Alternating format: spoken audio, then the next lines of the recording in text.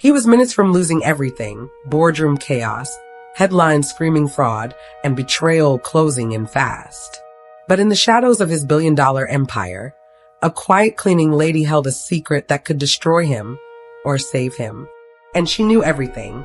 The city outside pulsed like a living thing, glass towers glittering against a storm-gray sky, traffic buzzing far below. Inside the top floor of Harrington Holdings, the silence was crushing. Michael Harrington stood near the massive window, whiskey glass in hand, staring out like he was searching for a way to escape. His suit jacket hung over a chair, wrinkled. His tie was loosened, but it still clung to his throat like a noose. His phone buzzed again on the desk. He ignored it. The screen lit up. Urgent. Board meeting rescheduled. Immediate response needed. Michael exhaled slowly, almost like it hurt. His lips were tight, his jaw clenched. The once charismatic billionaire, known for turning boardrooms into battlegrounds and walking away the victor, now looked tired. Not the kind of tired a good night's sleep could fix. The kind that lived in your bones. The only sound in the room was the soft clink of ice against glass. He took a sip, closed his eyes. A single tear slipped down, but he wiped it away before it could fall. Even alone, pride refused to loosen its grip. A knock broke the silence. It wasn't firm, more like a polite tap. Hesitant, he turned. The office door eased open and a woman peeked in. Late 30s, maybe early 40s. Her hair was pulled into a messy bun, a red scrunchie holding it together. She wore a plain blue uniform, a cleaning cart parked just behind her. "Sorry," she said quietly. "Didn't know anyone was still in here." Michael blinked, disoriented. "No, it's fine," he muttered, voice hoarse. "I was just finishing up." She nodded, eyes scanning the room. She didn't look at him like the others did. No fear, no awe. Just normal. Like he was another human in a bad moment. He started to move, then stumbled slightly. The drink, the stress, the weight of the day, it was all pressing down. "Whoa, careful." She moved in before thinking, steadying him with one hand on his arm. It was a simple gesture, but it stopped him cold. No one had touched him like that in months. Not out of obligation or performance, just because someone thought he might fall. "I'm good," he said quickly, stepping back. Embarrassed, defensive. She nodded again, but her voice was softer now. Didn't mean to overstep. He opened his mouth to say something. Thank you, maybe, but the words caught in his throat. She was already rolling her cart inside, quietly beginning to wipe down surfaces like nothing had happened. He sat back down at his desk, this time not with the weight of arrogance, but with the heaviness of silence. And for the first time in a long time, he noticed the cleaning lady, not as background noise, not as invisible, but as someone real. A quiet presence in a world that was crashing down. The following evening, the office was nearly empty. Most of the staff had gone home early, tension thick in the air, rumors swirling like smoke in a locked room. Michael stayed behind again, as if afraid of what might be waiting outside those glass walls. He sat at his desk, the lights dimmed low, the city glowing like a furnace beyond the windows. He wasn't working, just existing. Down the hallway, the quiet hum of wheels echoed, the cleaning cart. Rubber gliding over marble. Elena Ruiz moved with practiced rhythm, efficient, unnoticed, invisible. She adjusted her gloves, pulled out a cloth, and entered the next office. When she reached the CEO's suite, she hesitated. The door was slightly open. A familiar voice spoke low inside. Michael sat with his head in his hands, elbows on his knees, whispering into his phone. "Tell them I need more time. Just 2 days. No, don't put out a statement yet. We're not dead." Pause. "Not yet." His voice cracked on that last word. He hung up. Elena gently tapped the door with her knuckles. He looked up. "Oh, you again." She smiled a little, the kind that didn't try too hard. "Told you I worked the late shift." Michael nodded slowly, waving a tired hand. "Come in. I'm just here." She stepped in, pulled her cart behind her, and began wiping down the glass table. "You always stay this late?" she asked casually, not looking at him. He leaned back in his chair, staring at the ceiling. "Lately, yeah. It's quieter when everyone's gone." "Quieter can be dangerous," she said softly. He glanced at her. You think. Elena shrugged, still cleaning. Too much silence. You start hearing things you've been trying to ignore. Michael actually let out a quiet laugh. You've been reading self-help books or something? No, she replied, pausing to wring her cloth. I've just been alone a lot. He didn't have a comeback for that. Just sat still, watching her work. Do you ever feel like you built the wrong life? He asked, surprising himself. He didn't know why he said it. Maybe because she wasn't trying to fix him. Maybe because she wasn't anyone he had to impress. Elena stopped wiping. She looked at him, not with pity but understanding. Yes, she said. And it took me losing everything to realize it. Their eyes met. Something passed between them. Not attraction, not yet, but recognition. Like two people from different worlds who had unknowingly stood at the same kind of edge. Michael cleared his throat. Thanks for talking, I guess. I didn't say much. Still, he said, nodding. It helped. Elena grabbed her card again. Well, I'll be around if you ever need more silence.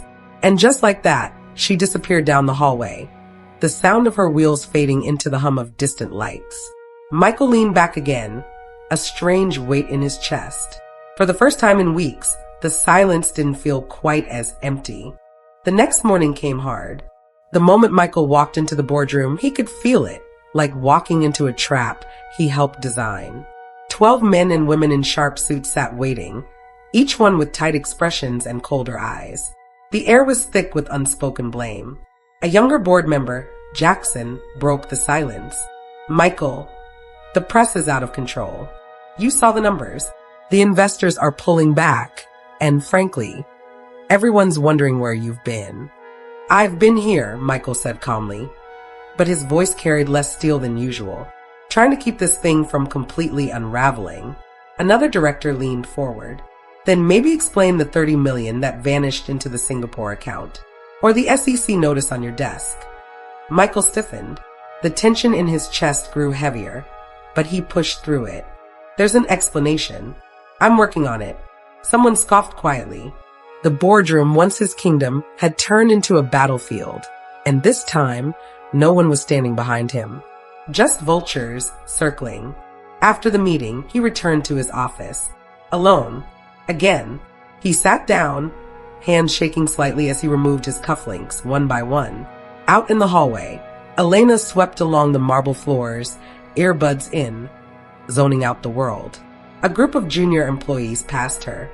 Did you hear what happened? One whispered. Harrington's cooked, said another. Bet he won't last the month. They laughed, cruel and careless.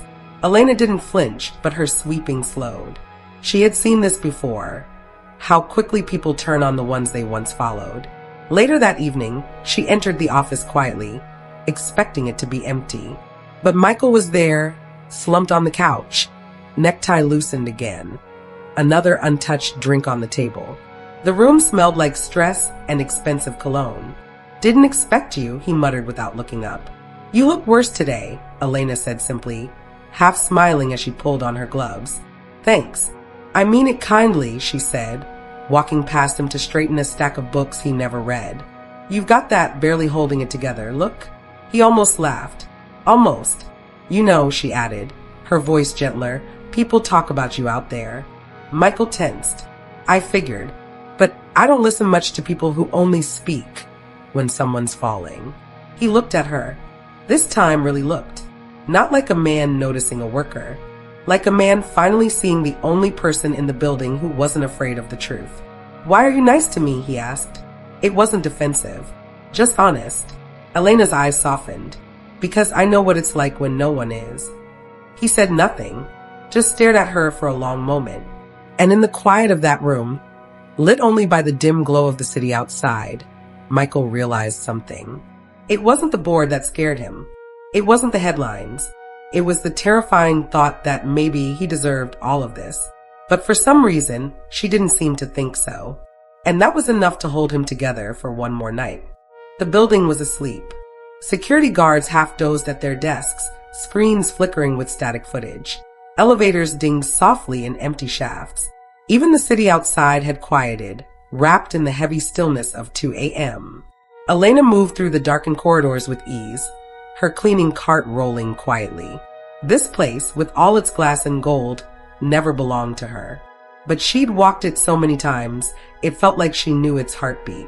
When she reached Michael's office, the door was cracked open again. She paused, listening. Inside, he wasn't drinking. He wasn't pacing. He was just sitting at the window. Still, alone. She tapped gently. Couldn't sleep? Michael didn't turn. Didn't try. Mind if I come in? He shrugged. Sure. You're probably the only person who wants to. She stepped inside, her footsteps soft against the hardwood. The air felt heavier tonight, more personal. You okay? She asked, even though the answer was written all over his face. Michael sighed. Everyone keeps asking that. And the truth? I don't know. He turned toward her, eyes darker than usual, like something inside him had shifted. You ever feel like everything you built was a lie? Like you fought your whole life to climb a mountain, only to realize the top is just another cliff. Elena leaned against the wall, arms crossed gently. Yeah, she said. I felt that the day I walked out of a courtroom with no job, no future, and a reputation I didn't deserve. Michael blinked. Courtroom? Elena nodded. Long story. He tilted his head. I've got time. She hesitated. Then slowly, deliberately, she shared a sliver of her past. I used to work in finance. Not top floor, but close enough. I found something illegal. The higher-ups told me to shut up. I didn't.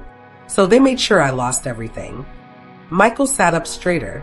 You were a whistleblower. I was a human being, she replied softly. But the system didn't care. Silence stretched between them. Michael looked away. That sounds familiar. His voice cracked, just slightly. He didn't elaborate. He didn't need to. They both understood. You know what the worst part is? He said after a moment. I don't even know if I'm a good man anymore. Or if I ever was. Elena pushed away from the wall, stepped closer, but didn't invade his space. You made mistakes, she said. But good men still feel the weight of them. That's the difference. He looked at her like no one had spoken to him like that in years. And for the first time in a long time, he didn't feel judged. He felt seen. Thank you, he said, voice barely a whisper. I didn't do anything. You did, he said, holding her gaze. You stayed. She gave a small smile, then glanced at her watch.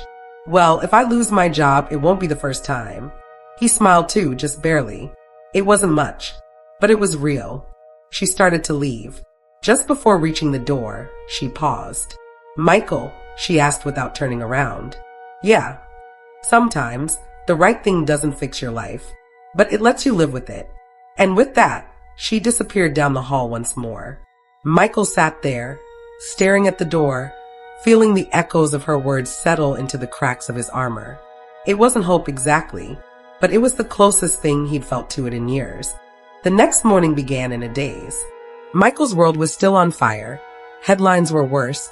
His legal team left 3 voicemails by noon, and shareholders were threatening to call an emergency vote. But Michael wasn't in crisis mode. He was quiet, focused, like a man tracing the source of a storm instead of trying to outrun it. In his office, files were spread across his desk. Not investment reports or damage control memos, but internal audits. Old ones, dated years back. He flipped through pages of archived documents, whistleblower reports, legal statements. He didn't even know what he was looking for, until a name leapt off the page. E. Ruiz. He froze. It couldn't be. He pulled up the digital file. A complaint from a decade ago. Anonymous at the time, but the deposition revealed it. Elena Ruiz, accused a senior partner of laundering through shell firms. The report had been buried. The firm had spun it into a disgruntled employee story, crushed her reputation, and dissolved 6 months later.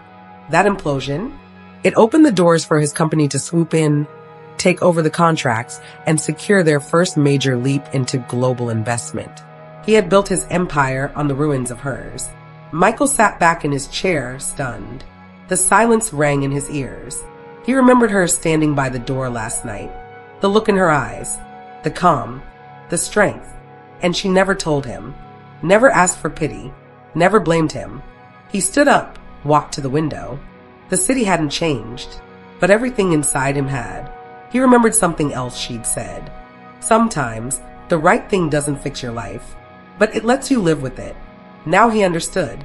She didn't help him because she wanted something. She helped him because she had once needed someone and no one came. And now he was standing in the exact same fire. That evening, when Elena came in, she found Michael waiting. He wasn't in a suit. He wore a simple gray sweater. He looked less like a CEO, more like a man ready to say something he'd been avoiding for too long. "I read your report," he said quietly. She didn't flinch, didn't deny it, just looked at him. "I had no idea," he continued, "what they did to you and what I gained from it." A long pause. "You didn't do it," she said simply. "No," he admitted, "but I profited from it.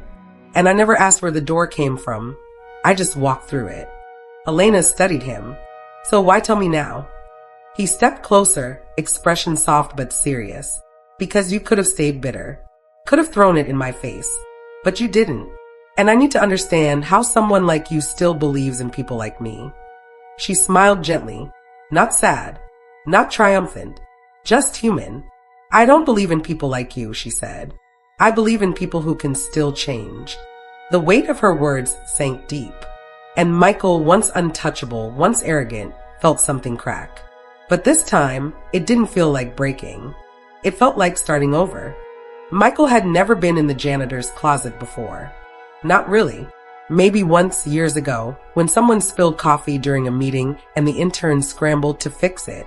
But now here he was, leaning against a metal shelf stacked with paper towels and industrial disinfectant, his hands shoved in his coat pockets, looking smaller than ever in that cramped, fluorescent-lit room. Elena stood across from him, organizing supplies like it was any other night. She didn't speak first. He did. "I know you don't want anything from me, but I need to ask anyway. Why didn't you tell me who you were? Why not call me out? God knows you had every right." She kept working, her tone calm. "What would it have changed?" "I don't know," he admitted. "Maybe nothing. Maybe everything." She paused. "You needed to feel it, not be told. That's the only way it sticks." Michael let out a tired breath. "I've spent so long trying to outrun who I became. I didn't realize someone like you had been in that shadow all along." Elena turned, leaning against the opposite shelf. "You think I wanted to be a cleaner?" she asked, but without bitterness. "I had a son. I had a plan. That life, finance, promotions, glass offices, it was all I'd ever worked for." "What happened to him?" Michael asked quietly. She looked away. "He got sick. Around the same time they fired me. Insurance was tied to my job. The appeals came too late." Michael's face fell. "Elena, I'm sorry." She nodded slowly, but her eyes were dry. "He's the reason I didn't fall apart. He made me stronger, even after he was gone." Michael took a step forward, not to offer comfort, but to simply stand with her. "I thought I had nothing left to lose," he said, "until you showed me what real loss looks like. And somehow you're the one helping me up." Elena tilted her head, studying him. "So what are you going to do, Michael?" His eyes locked on hers. "Tell the truth. All of it. About the merger. About the accounts. I'm not saving the company anymore. I'm saving whatever's left of myself. And what happens after that?" He exhaled. "I don't know. Maybe I lose everything." She gave a faint smile. "Or maybe you finally earn something real." Silence lingered between them, not uncomfortable, but powerful. Two people who had nothing in common on the surface, standing in a closet meant for mops and bleach, holding something heavier than either of them expected. Truth and redemption. Michael looked down, then back at her. "Thank you for not letting me drown." "I didn't pull you out," she said. "You just stopped pretending the water wasn't rising." And with that, she picked up her bucket and walked out. Michael stood there alone in the still air, feeling something he hadn't felt in years. Clean. The conference room was packed. Bright lights, cameras, reporters murmuring like bees before the swarm. Every seat filled with shareholders, executives, and advisors, all waiting to see if Michael Harrington would crash, spin, or survive. The live stream had already started. He stepped up to the podium, not in his usual tailored suit, but in a simple navy blazer and an open-collared shirt. No ring, no tie, No mask. He looked human. Thank you for being here, he began, steady but soft. Some of you know me as the founder of Harrington Holdings. Others probably know me from this week's headlines. A few people chuckled nervously. I've stood in front of cameras before and said a lot of things to protect a brand, to calm markets, or to save face. But today, I'm not here to protect anything. I'm here to tell the truth. Gasps. A few pens stopped moving. Phones came up, recording now, not just for news, but for history. He paused, letting the silence hang. I made decisions that hurt people. I cut corners to win. I built an empire without asking who was underneath it. I turned a blind eye to what made me powerful. More silence. But this time, it felt respectful. I want to acknowledge one person in particular, he continued. Someone who walked past my office for months without being seen. Who reminded me, without ever asking for credit, that integrity isn't loud. It's quiet. It doesn't demand attention. It endures. A murmur moved through the room. She's not on our payroll as a consultant. She's not an executive. She's someone I failed to notice until she helped me see myself. He didn't say her name. He didn't need to. Elena was watching from the hallway. Hidden. Always. But this time a tear rolled down her cheek. Not out of pain, but out of quiet, unbelievable justice. Back inside, Michael took a breath. I may lose this company. I probably will. But for the first time, I can live with who I am. He stepped back from the podium. No applause. No chaos. Just the kind of silence that follows something real. Later that night, the office was empty again. Elena was wiping down the long hallway mirror when she saw his reflection beside hers. He was holding 2 paper cups of coffee. Peace offering, he said. She smirked. Only if it's strong.